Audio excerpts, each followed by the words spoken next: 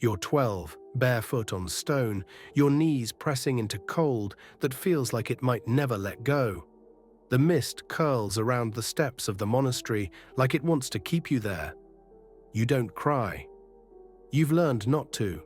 Somewhere behind you, bells echo against the cliffs, but they don't mark salvation, only the beginning. The silk-robed monk who approaches doesn't speak. He doesn't need to. His steps are careful, deliberate, and his eyes never meet yours. They don't have to. He touches your shoulder with a hand wrapped in ritual, and in that moment, the weight of your new life settles on you, like something ancient and irreversible. You've just been taken as a chigo, a temple boy. You don't yet know what that means, but you'll learn. The prayer hall smells of incense, thick and heavy, but it doesn't cover the scent of fear. All around you, other boys, some older, some much younger, move in silence between the statues of the Buddha, their footsteps trained into invisibility. None of them speak, some don't even blink. Their eyes carry something that doesn't belong to children. You're not sure if they're warning you or if they've simply given up trying. This isn't a hidden pocket of cruelty, it's a polished institution. Welcome to medieval Japan, where beauty was currency and innocence was traded with the same indifference as rice or silk. Here, devotion is confused with submission, and the line between the sacred and the profane doesn't blur, it vanishes. Your head is shaved in the Chigo style, partially bald, the rest arranged to exaggerate your youth. You're dressed in embroidered silk robes that shimmer in the morning light. But they don't protect you, they display you. You look in the polished bronze basin, and for the first time, you see yourself as they see you, not as a person, but as a symbol of purity to be consumed in secret. You were not chosen for your intellect or piety. You were sold by your parents, your village, your poverty. Maybe they thought they were giving you a better life. Maybe they knew the truth and did it anyway. Either way, you're here now. And the truth is coming, slowly, like the sound of those bells, rising with the mountain light. They called it mentorship, a sacred bond. The monk assigned to you, your ninja, is meant to guide your spirit, instruct your mind, cultivate your soul. That's what the words say. What they don't say is what his hands will do in the dark, or how his voice will lower when no one else is near. They don't mention how this so-called enlightenment begins with silence and ends in obedience. Your days become ritual. You rise before the sun, draw his bath, prepare his robe, serve his meals. You don't speak unless asked. You move with the elegance expected of a vessel, not a person. You're watched constantly, corrected endlessly. You learn that hesitation is dangerous, that kindness can turn quickly, that the rules are always changing, and the only safe posture is submission. What starts as discipline becomes something else. Physical contact begins as instruction, adjusting your posture, brushing lint from your robe. Then it lingers, then it hurts. And still, no one intervenes. Because this is tradition, this is nanshoku, male colors, and it is justified with twisted sutras and warped teachings that claim your suffering is sacred, that your silence is a form of prayer. The temple archives hold records written in elegant calligraphy that speak of training. They use coded language, refining the bond, transmitting compassion. But when read beside private letters and monks' diaries, the veil lifts. In one journal, a senior monk details his grooming of a boy named Kikumaru, how he began with tea ceremonies and ended with nightly rituals that left the child unable to walk without pain. You stop imagining escape. The outside world has forgotten you. Your parents don't visit. Your letters are never sent. Even if they were, who would listen? You are told this is holy. That resistance means spiritual failure, that your suffering will buy you merit in your next life. Some of the older boys believe it. Some pretend to. Others just survive. You're beginning to learn the difference, and around you, the monastery carries on. Bells ringing, incense burning, prayers whispered in the halls, like nothing is wrong at all. In spring, the temple hosts a festival meant to honor the sacred bond between Nenja and Chigo. The halls are cleaned, lanterns lit, and the monks parade the boys through courtyards like prized relics. You're dressed in layered robes, your hair oiled and arranged to perfection. You are expected to smile, to walk gracefully, to embody purity and devotion. But behind the ceremonial songs and choreographed gestures lies a deeper ritual, one not meant for the eyes of common worshippers. After the guests leave, the real celebration begins. Behind closed screens, under candlelight, your body becomes an offering. The performance continues, but without an audience. The others do not intervene. Some look away, some assist. Some simply observe, their silence more permanent than any vow. You've seen boys punished for resisting, locked in closets without food, beaten with bamboo rods, humiliated in front of others. You've seen one dragged by his hair through the sleeping quarters, his face bloodied, his robes torn. When he returned days later, he didn't speak. He wouldn't look at anyone. You never saw him again after that month. But the worst punishment is quieter.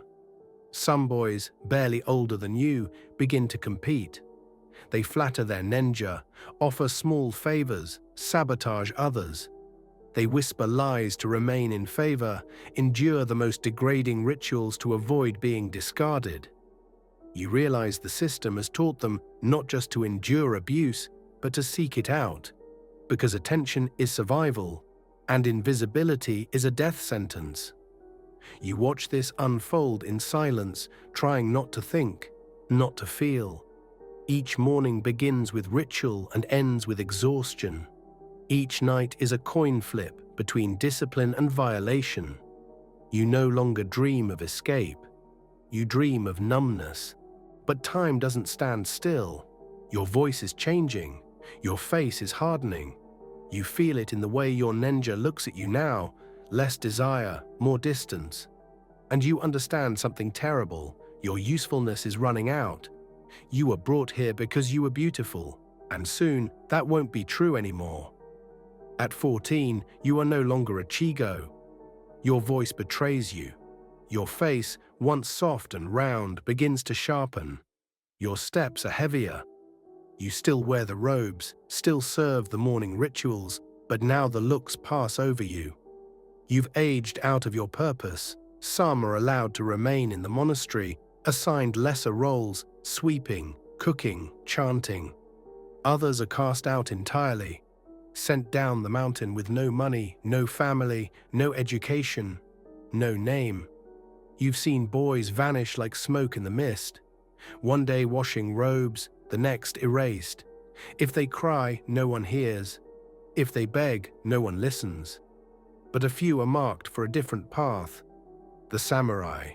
The warrior class has long admired the temples, not for their teachings, but for their customs. What began in sacred halls has traveled to castle barracks and military compounds. There, the wakashu, adolescent boys between 12 and 16, replace the Chigo. The language changes. The philosophy does not. They are taken as apprentices, supposedly to learn swordsmanship and the code of Bushido. But beneath the drills and honorifics, the same logic persists: obedience, beauty, submission.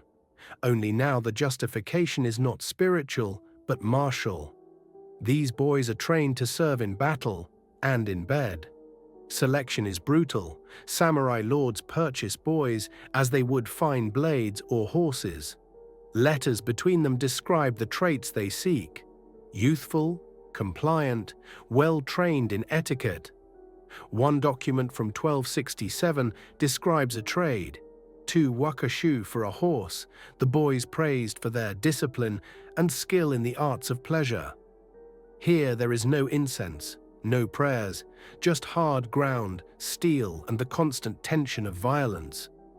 The wakashu are taught to bow and bleed with equal precision. Pain is routine, praise is currency, and failure is punished swiftly. If you flinch, you're weak. If you speak out, you disappear. In this new world, your body is not cloaked in ritual. It is owned, managed, and displayed, an extension of your master's power, proof of his control. You may carry a sword, but it will never be yours. And when the training ends, you'll be expected to carry on the tradition. By choosing a boy of your own, by the Kamakura period, the practice has become normalized, recorded, regulated, even admired. Military diaries, family chronicles, legal codes, all mention the wakashu without shame. In the castles of powerful lords, these boys are kept in private quarters. They attend banquets, polish armor, sleep at the foot of their master's bed. They are paraded like trophies, praised for their loyalty, their posture, their silence. One boy, Taira Shigemori, kept a secret diary. It was found centuries later, hidden in a false panel behind a family shrine. In it, he writes not of battles, but of rituals. How he was forced to smile when touched, to kneel during training that blurred into submission, to compete with other boys for moments of attention that felt like oxygen. He learned to anticipate pain, to disguise it, to perform. That was the highest virtue, not bravery, not strength, but the ability to make degradation look like devotion. He described nights when he was passed between lords, not as punishment, but as honor. Among the samurai, these relationships were formalized. Brotherhood contracts, sealed in front of witnesses, outlined the duties of the wakashu: to serve in body and spirit, to obey without hesitation, to remain exclusive to their master. In return, the samurai pledged guidance, protection, and affection. Violations of this bond were met not with reprimand, but ritual punishment. The legal code, Gosibai Shikimoku, treated a boy's defiance as if it were military treason. Resistance was corrected with whippings, ritual scars, public humiliation. Escape attempts were rare and almost always fatal. But the cruelty wasn't hidden, it was elevated. Lords would hold competitions, pitting their boys against each other in duels and displays, not of strength, but of submission. They called it refinement. Guests would applaud, and the losers would bleed. For some, survival meant becoming what they were taught to be: another master, another link in a chain no one questioned. They rose through the ranks, hardened by what was done to them, and when their time came, they chose a boy of their own, repeating the rituals, rewriting their shame into legacy. This wasn't a secret, it was tradition. By the early 1600s, the system mutates again. With the rise of Edo, modern-day Tokyo, Japan shifts from a warrior's battlefield to a merchant's empire. The swords grow dull, but the appetite for beautiful boys does not fade. It simply evolves into commerce. Now they are no longer temple novices or military apprentices. They are kagema, shadow actors, trained, sold, and displayed in licensed pleasure districts. In places like Yoshiwara, alongside the painted courtesans and kabuki players, thousands of boys stand behind silk curtains, waiting to be chosen. This time, the justification isn't religious or martial, it's economic. The government regulates the transactions. Contracts are drawn with precision. Boys as young as 11 are purchased for sums that would feed a family for a year. They are bound to 10-year service agreements, promised food, clothing, and shelter in exchange for their labor. But the math is rigged: interest, lodging fees, penalties for illness, ensuring that most never buy their way out. They are placed in kagamachaya, shadow tea houses, with painted screens, perfumed air, and mirrored floors that reflect their rehearsed smiles. Older boys, still trapped in the system, train the new ones. They teach them how to tilt their heads, how to gauge a client's mood, how to endure violence with grace. There is no escape in the city. The law protects the brothel, not the boy. If a kagama runs, the owners report him. If he's caught, he's returned, bruised, beaten, broken. Some disappear into the river, others are returned to the street with no name and no past. Clients come from every level of society: retired samurai with reduced incomes, wealthy merchants, even Buddhist monks. The boys' value lies not just in their youth, but in their resemblance to Chigo from the past. The aesthetic never changed, only the price did. One survivor, a man named Kono Ika, wrote about his years in the Osaka pleasure quarters. He described fear as a constant: fear of punishment, fear of disease, fear of aging out of usefulness. He recalled boys who killed themselves with smuggled razors, others who were beaten to death by clients and quietly replaced by the next shipment from the countryside. But the worst pain, he wrote, was the one taught from the beginning: that their suffering was not only necessary, but noble. They were told their beauty was a gift, that to share it was a service, that pleasure was an offering, not a burden. And because they were young, so young, they believed it, or learned to act like they did. The manipulation wasn't just physical, it was spiritual, philosophical, systematic. It wrapped itself in silk, in poetry, in carefully rehearsed rituals that masked the machinery of exploitation. The life of a kagama was a performance with no end. Every gesture was choreographed, every word was measured. Even their bedrooms were designed for effect. Soft lighting, scented oils, bedding chosen to complement skin tone. Some were made to resemble mythological figures or historic icons. Others were styled to look like temple boys, a grotesque echo of the past. And yet, for all the artistry, it was violence, dressed up, marketed, profitable.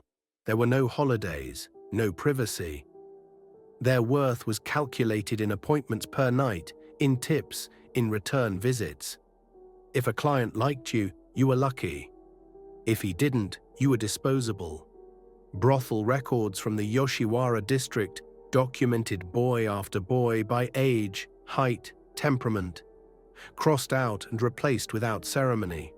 Disease was rampant, treatment was non-existent. Boys who fell ill were often isolated, denied food to purify their bodies. If they survived, they were returned to work. If not, their contracts were voided and their names erased from the ledger. Some tried to escape, not just physically, but through rituals of self-erasure. A few joined temples, hoping for protection. But the monks had long since stopped offering sanctuary. Others fled to distant provinces, only to be captured and sold back. The pleasure districts had their own networks, their own laws, their own silence. And always, the idea was the same. This is your purpose. This is tradition. This is what beautiful boys do. No one spoke of what happened when the clients left, when the makeup was wiped away, when the doors were locked. No one asked what became of a kagema who aged, who scarred, who could no longer pass as desirable. Those stories ended quietly, off the page. Except for a few who lived long enough to speak. Kono Ika, in his memoir, wrote of the moment he realized the lie, that what he had been told was sacred had only ever been a sale.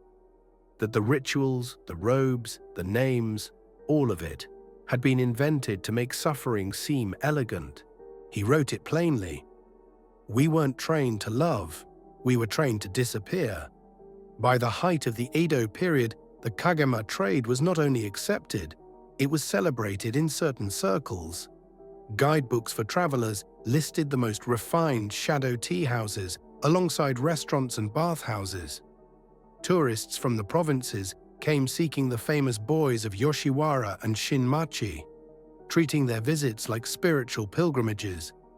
Some even wrote poetry about them, delicate verses that masked the transaction behind metaphor. But beneath the verse was brutality. Punishment was still a constant. If a boy resisted a client, even a violent one, the house would fine him. If he failed to satisfy, he could be whipped, denied food, forced into humiliating displays for staff or other patrons. Some brothels hosted private gatherings where kagema were forced to perform for amusement. Erotic theater, mock duels, degrading parodies of temple ceremonies. There were rankings, scores, public contests.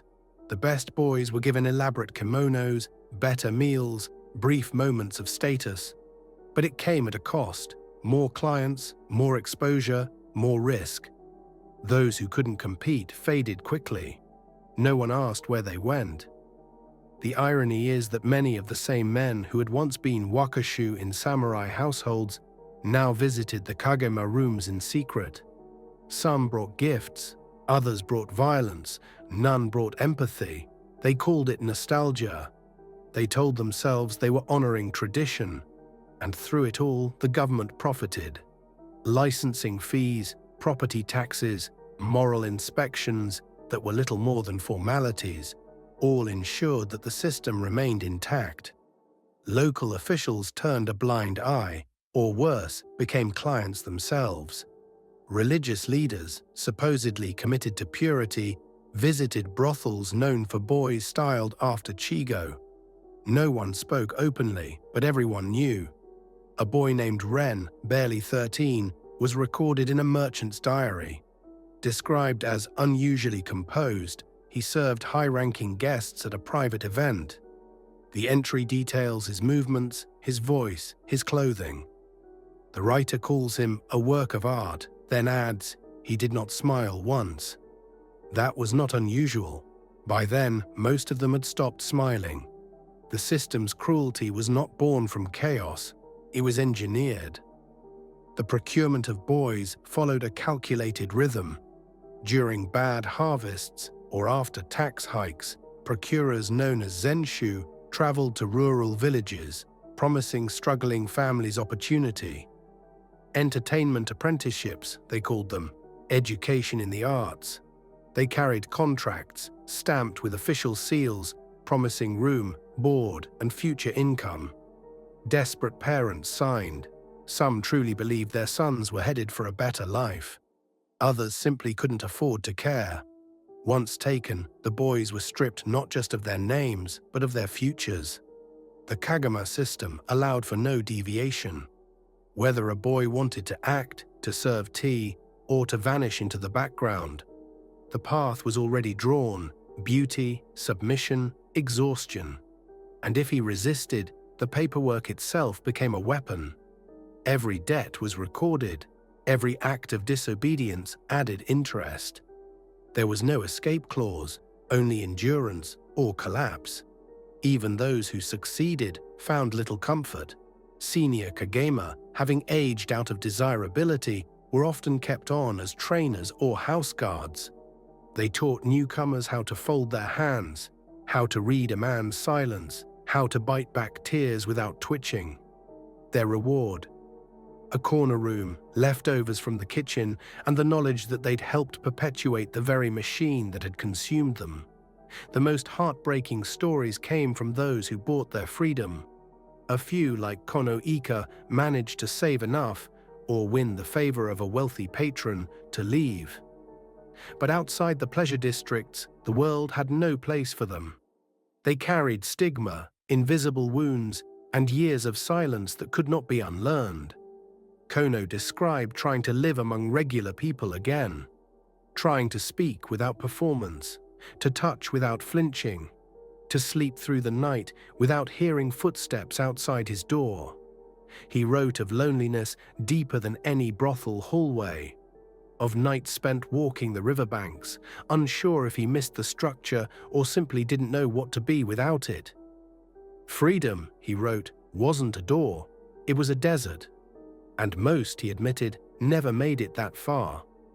As Japan moved into the 18th and 19th centuries, the culture surrounding male concubinage and child exploitation began to change, but not from moral awakening. It shifted because the market shifted. Foreign influence, economic reform, the slow rise of legal regulation, all began to pressure the pleasure districts.